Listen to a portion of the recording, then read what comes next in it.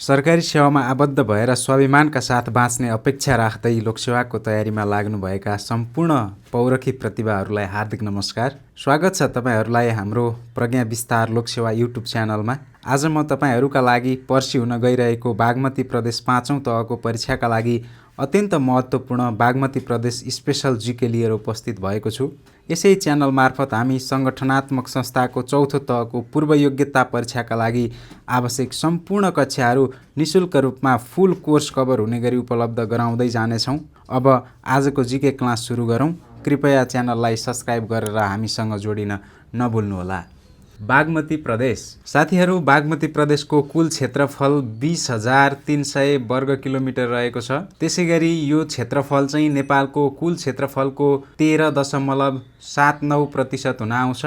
तपाईहरूले यहाँ चित्रमा पनि देख्न सक्नुहुनेछ। बागमती प्रदेश अन्तर्गत पर्ने जिल्लाहरू रसुवा, सिन्धुपाल्चोक, दोलखा, रामेछाप, सिन्धुली, काभ्रेपलाञ्चोक, ललितपुर, भक्तपुर, काठमाडौँ, नुवाकोट, धादिङ, मकवानपुर र चितवन चाहिँ बागमती प्रदेशमा पर्ने जिल्लाहरू हुन्।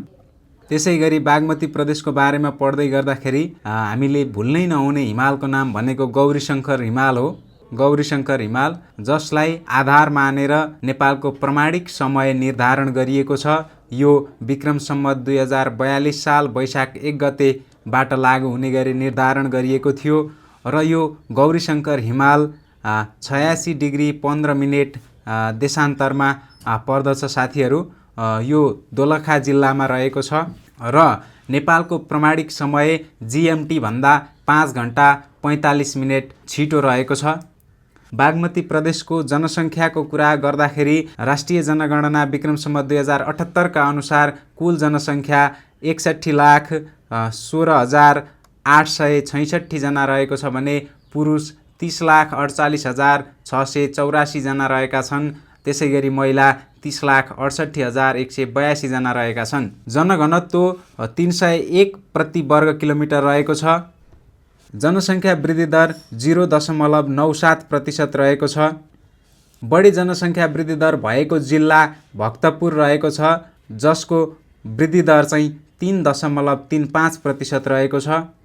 कम जनसङ्ख्या वृद्धि दर भएको जिल्ला रामेछाप रहेको छ, जुन -1.67% रहेको छ। त्यसैगरी बागमती प्रदेशको सबैभन्दा होचो स्थान चाहिँ चितवनको गोलाघाट हो, जुन 141 मिटर उचाइमा रहेको छ।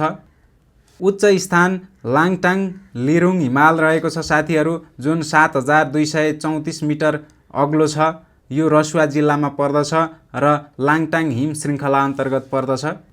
बागमती प्रदेशको सिमाना हेर्ने हो भनेदेखि उत्तरमा चीन पर्दछ भने पूर्वमा कोशी प्रदेश पर्दछ, दक्षिणमा मध्य प्रदेश र भारत पर्दछ। त्यसैगरी पश्चिममा चाहिँ गण्डकी प्रदेश पर्दछ। बागमती प्रदेशको सिमाना हेर्दै गर्दा अक्षांशका हिसाबले 26 डिग्री 55 मिनेट उत्तरी अक्षांशदेखि 28 डिग्री 23 मिनेट उत्तरी अक्षांशसम्म फैलिएको छ साथीहरू। त्यसैगरी देशान्तरका हिसाबले हेर्दा 83 डिग्री 55 मिनेट पूर्वी देशान्तरदेखि 86 डिग्री 34 मिनेट पूर्वी देशान्तरसम्म फैलिएको छ। माथि चित्रमा पनि देख्न सक्नुहुन्छ तपाईँहरूले। यसलाई चाहिँ हामीले अक्षांश भन्छौँ र यसलाई चाहिँ देशान्तर भन्छौँ। स्थानीय तहको कुरा गर्नुपर्दाखेरि बागमती प्रदेशमा 3वटा महानगरपालिका रहेका छन्, एउटा उपमहानगरपालिका रहेको छ, 41 वटा नगरपालिका रहेको छ, 74 गाउँपालिका छन्। जम्मा यो जोड्दाखेरि चाहिँ 119 स्थानीय तह हुन आउँछ साथीहरू, 119 र 1121 वटा चाहिँ वडा सङ्ख्या रहेको छ। बागमती प्रदेशको नगरपालिका विहीन जिल्ला चाहिँ रसुवा जिल्ला हो। विहीन भनेको नगरपालिका नभएको जिल्ला, नगरपालिका नभएको जिल्ला चाहिँ रसुवा जिल्ला हो। अब प्रदेश सम्बन्धी विविध जानकारीमा जाउँ साथीहरू। पर्सिको इक्जामको लागि महत्त्वपूर्ण हुने भएकाले अरू प्रदेशको पनि केही जानकारी समावेश गरिएको छ यस भिडियोमा। सबैभन्दा पहिले नामाकरण र राजधानी तोकिएको प्रदेश चाहिँ कर्णाली प्रदेश हो। त्यसैगरी सबैभन्दा पछि नामाकरण भएको प्रदेश कोशी प्रदेश हो। सबैभन्दा पछि राजधानी तोकिएको प्रदेश मध्य प्रदेश हो। सबैभन्दा धेरै स्थानीय तह भएको प्रदेश चाहिँ कोशी प्रदेश हो। त्यसैगरी सबैभन्दा कम स्थानीय तह भएको प्रदेश चाहिँ कर्णाली प्रदेश हो। साथीहरू, तपाईहरूले कम भन्ने कुरा सोध्ने बित्तिकै कर्णाली प्रदेशलाई सम्झिनु होला। धेरै ठाउँमा चाहिँ कर्णाली प्रदेश चाहिँ कम अन्तर्गत पर्दछ। यसै गरी सबैभन्दा धेरै महानगरपालिका भएको प्रदेश चाहिँ बागमती प्रदेश हो। बागमती प्रदेशमा 3वटा महानगरपालिका छन्, जसमा काठमाडौँ महानगरपालिका, ललितपुर महानगरपालिका र भरतपुर महानगरपालिका पर्दछन्। एउटा मात्र महानगरपालिका भएको प्रदेश 3वटा छन्, जस अन्तर्गत कोशी, विराटनगर महानगरपालिका, मध्य प्रदेश अन्तर्गत वीरगञ्ज महानगरपालिका र गण्डकी प्रदेश अन्तर्गत चाहिँ पोखरा महानगरपालिका पर्दछन्। महानगरपालिका विहीन प्रदेश, विहीन भनेको नभएको साथीहरू 3वटा छन्, जसमा लुम्बिनी, कर्णाली र सुदूरपश्चिम पर्दछन्। सबैभन्दा धेरै उपमहानगरपालिका भएको प्रदेश लुम्बिनी प्रदेश हो, जसमा 4वटा उपमहानगरपालिका रहेका छन्। तुलसीपुर उपमहानगरपालिका, घोराई उपमहानगरपालिका, बुटवल उपमहानगरपालिका र नेपालगञ्ज उपमहानगरपालिका।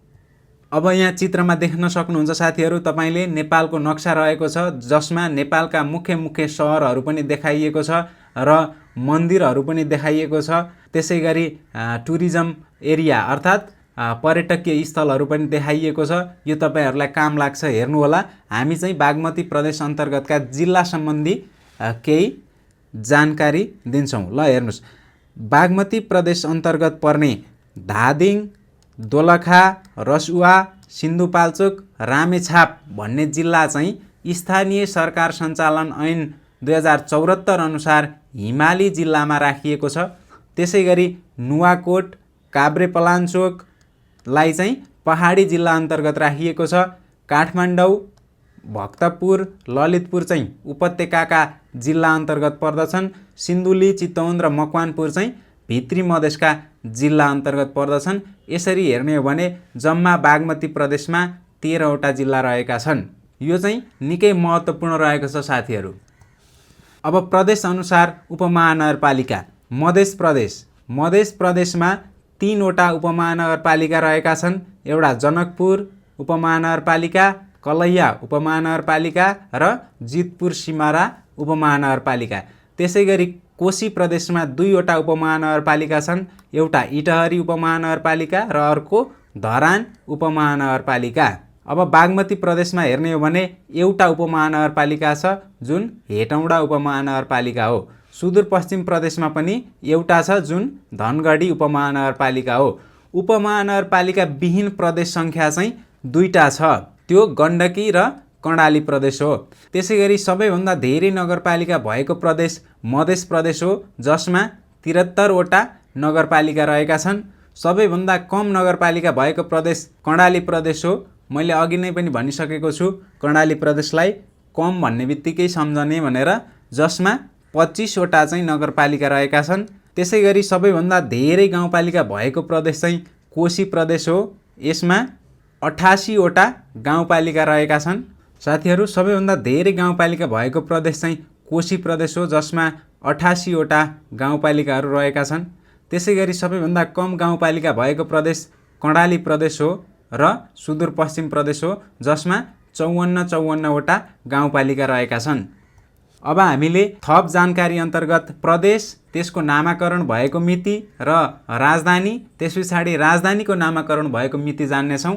1 नम्बरमा हेर्नुहोस्, कोशी प्रदेश। कोशी प्रदेशको नामाकरण विक्रम सम्वत 2079 फागुन 17 गते गरिएको थियो। यसको राजधानी विराटनगर हो र विराटनगर राजधानी भनेर चाहिँ विक्रम सम्वत 2076 वैशाख 23 गते तोकिएको थियो। र कोशी प्रदेशको नक्सा चाहिँ मेसोडोनिया भन्ने देशसँग मिल्दोजुल्दो रहेको छ। त्यसै गरी 2 नम्बरमा हेरौँ मध्य प्रदेश। मध्य प्रदेशको नामाकरण 2078 माघ 3 गते भएको थियो। यसको राजधानी जनकपुर हो, जुन धनुषा जिल्लामा पर्दछ र राजधानी जनकपुर भनेर विक्रम सम्वत 2078 माघ 3 गते घोषणा गरिएको थियो र यस प्रदेशको नक्सा साइप्रससँग मिल्दोजुल्दो रहेको छ। 3 नम्बरमा हेरौँ बागमती प्रदेश। बागमती प्रदेश भनेर नामाकरण विक्रम सम्वत 2076 पौष 27 गते गरिएको थियो। यसको राजधानी हेटौँडा हो र हेटौँडा भनेर पनि तोकिएको चाहिँ विक्रम सम्वत 2076 पौष 27 गते नै थियो र यो प्रदेशको नक्सा स्लोमानिया भन्ने देशसँग मिल्दोजुल्दो रहेको छ। त्यसै गरी गण्डकी प्रदेशको हेरौँ। गण्डकी प्रदेश भनेर नामाकरण विक्रम सम्वत 2075 असार 22 गते गरिएको थियो। यस प्रदेशको राजधानी पोखरा हो, जुन कास्की जिल्लामा पर्दछ र पोखरा भनेर चाहिँ विक्रम सम्वत 2075 असार 18 गते तोकिएको थियो।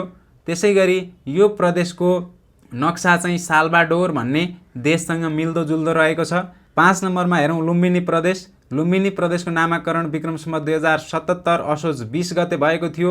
यसको राजधानी देउखुरी हो, दाङको। त्यसै गरी राजधानी देउखुरी भनेर चाहिँ विक्रम सम्वत 2077 असोज 20 गते घोषणा गरिएको थियो र यस प्रदेशको नक्सा चाहिँ बेल्जियम भन्ने देशसँग मिल्दोजुल्दो रहेको छ। त्यसै गरी 6 नम्बरमा कर्णाली प्रदेश। कर्णाली प्रदेश भनेर नामाकरण विक्रम सम्वत 2074 फागुन 12 गते गरिएको थियो। यसको राजधानी वीरेन्द्रनगर हो र राजधानी वीरेन्द्रनगर भनेर विक्रम सम्वत 2074 फागुन 12 गते नै भनिएको थियो। यस प्रदेशको नक्सा इक्वेटोरियल गिनी भन्ने देशसँग मिल्दोजुल्दो रहेको छ। त्यसै गरी सुदूरपश्चिम प्रदेश हेरौँ 7औं नम्बरमा। 2075 असोज 12 गते नामाकरण गरिएको थियो। राजधानी गोदावरी भन्ने ठाउँ हो र यो गोदावरी भन्ने ठाउँलाई राजधानी बनाउने भनेर निर्णय चाहिँ 2075 असोज 12 गते भएको थियो। यस प्रदेशको नक्सा स्लोमानियासँग मिल्दोजुल्दो छ। यसरी हेर्दाखेरि साथीहरू बागमती प्रदेश र सुदूरपश्चिम प्रदेशको नक्सा चाहिँ उस्तै एउटै देशसँग मिल्दोजुल्दो रहेको छ भन्ने थाहा हुन्छ। अब जाउँ हामी केही महत्त्वपूर्ण प्रश्नहरूमा। 1 नम्बरमा हेरौँ साथीहरू। 1 नम्बरमा छ भाषिक विविधता बढी भएको प्रदेश कुन हो? बागमती प्रदेश नै रहेको छ, जसमा 113 वटा भाषा बोलिन्छ। 2 नम्बरमा हेर्नुहोस् लोअर तादी जलविद्युत आयोजना कुन जिल्लामा रहेको छ? यो नुवाकोट जिल्लामा रहेको छ साथीहरू। 3 नम्बरमा हेर्नुहोस् डाइनामाइटको आविष्कार कसले गरेका हुन्? अल्फ्रेड बर्न हिट नोबेलले गरेका थिए साथीहरू डाइनामाइटको आविष्कार। त्यसै गरी 4 नम्बरमा हेर्नुहोस् अप्टिकल फाइबर केसँग सम्बन्धित रहेको छ? यो चाहिँ दूरसञ्चार र भू उपग्रहसँग सम्बन्धित रहेको छ साथीहरू। 5 नम्बरमा हेर्नुहोस् विश्वमा ब्लड बैंक र प्लाज्मा बैंकको सुरुवात गर्ने व्यक्ति को हुन्? उनी चाहिँ चार्ल्स रिचार्ड ड्रिड भन्ने व्यक्ति थिए। त्यसै गरी 6 नम्बरमा हेर्नुहोस् युनेपको स्थापना कहिले भएको थियो? युनेपको स्थापना सन् 1972 मा भएको थियो। 7 नम्बरमा हेरौँ साथीहरू गौतम बुद्धलाई मार्न खोज्ने भिक्षु को हुन् भनेको छ। गौतम बुद्धलाई मार्न खोज्ने भिक्षु चाहिँ देवदत्त भन्ने थिए। त्यसै गरी जिसस क्राइस्टलाई मार्न खोज्ने जिससका चेला को हुन् भनेको छ। उनका चेला जुडास भन्ने थिए जसले जिसस क्राइस्टलाई मार्न खोजेका थिए। त्यसै गरी 9 नम्बरमा हेरौँ नुवाकोटमाथि पृथ्वीनारायण शाहले कहिले विजय प्राप्त गरे भनेको छ। यो चाहिँ विक्रम सम्वत 1801 असोज 15 गते विजय प्राप्त गरेका थिए। यसै गरी 10 नम्बरमा हेरौँ द्वितीय विश्वयुद्धमा नेपालले बेलायतलाई कति सैनिक सहयोग गरेको थियो भनेको छ। यसमा चाहिँ नेपालले बेलायतलाई चाहिँ आफ्ना सेनाहरू पठाएर सहयोग गरेको थियो, जसमा 1,48,500 सेना चाहिँ गएका थिए। त्यसै गरी 11 नम्बरमा गुम्बद शैलीको सुरुवात कहाँबाट भएको थियो भनेको छ। रोमको सभ्यताबाट चाहिँ गुम्बद शैलीको सुरुवात भएको थियो र यो रोमको सभ्यता चाहिँ इटालीको रोम सहरबाट सुरु भएको थियो साथीहरू।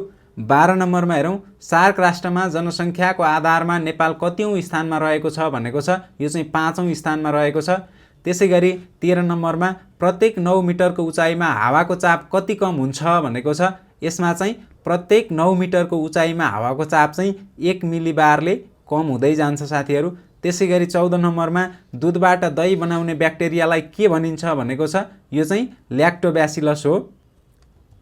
15 नम्बरमा नेपालमा क्योटो प्रोटोकल कहिलेबाट लागू गरिएको हो भनेर सोधेको छ। यो चाहिँ सन् 2005 सेप्टेम्बर 17 बाट लागू गरिएको थियो। 16 नम्बरमा युरोपियन युनियन कस्तो संस्था हो भनेको छ। यसमा चाहिँ युरोपियन युनियन चाहिँ आर्थिक संस्था हो साथीहरू। त्यसै गरी 17 नम्बरमा तुलसीदासले रामचरितमानस कुन भाषामा लेखेका थिए अर्थात् लेखिएको थियो भनेको छ। यसमा चाहिँ अवधी भाषामा लेखिएको थियो साथीहरू, अवधी भाषामा। 18 नम्बरमा पृथ्वीनारायण शाहका गायत्री गुरु को हुन्? गायत्री गुरु भनेको गायत्री मन्त्र सिकाउने गुरु को हुन् भनेको छ। यो चाहिँ हर्षमित्र भन्ने व्यक्ति थिए। त्यसै गरी प्रगन्ना नहर कुन जिल्लामा रहेको छ भनेको छ। यो चाहिँ दाङ जिल्लामा रहेको छ साथीहरू। आजको यस महत्त्वपूर्ण सेसन अन्तर्गत जति पनि जिकेका प्रश्नहरू तथा बागमती विशेष जिके लिएर उपस्थित भएको थिएँ। आजलाई यति नै भन्दै बाँकी अन्य जिके र महत्त्वपूर्ण कुराहरू यसै च्यानल अन्तर्गत लिएर आउने प्रतिबद्धताका साथ बिदा हुन्छु। हस्त, धन्यवाद।